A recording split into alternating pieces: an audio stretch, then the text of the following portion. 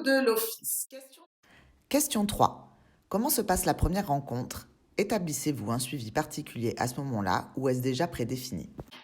Alors, la première rencontre, ce qu'on appelle l'entretien préalable, c'est l'entretien pendant lequel on va faire connaissance avec l'individu ou avec le collectif.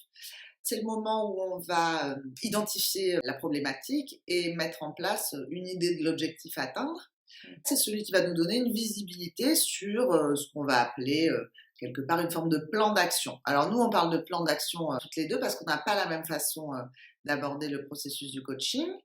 Émilie va travailler beaucoup plus en longueur sur un questionnement qui va être plus étalé, alors que moi, je vais plutôt travailler sur un coaching de performance, quelque chose de plus rapide et de plus soutenu. Tu travailles sur combien de séances? En principe, c'est un cycle de 7 séances de coaching, d'une heure et quart, à une régularité qui est quand même assez espacée dans le temps.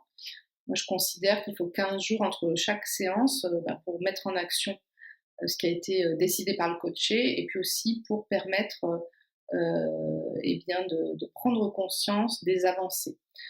Néanmoins, dans le cadre de cet entretien, justement, le but, c'est aussi de s'adapter à la demande de son coaché.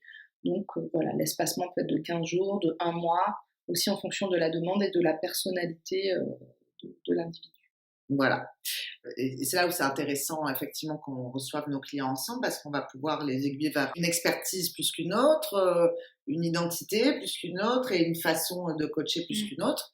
Donc moi, effectivement, le travail de coaching que je propose va plutôt être soutenu avec des rendez-vous hebdomadaires de 3/4 d'heure, 1 heure sur une durée de 8 à 10 séances. Évidemment, on ne peut pas prédéfinir un coaching puisqu'il dépend de l'interlocuteur, de l'individu ou du groupe. Donc évidemment, on fait du sur-mesure en fonction de la demande.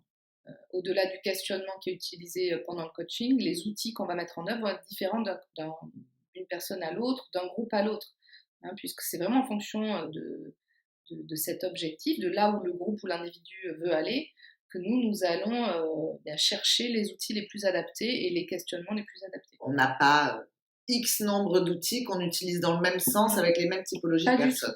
On s'adapte.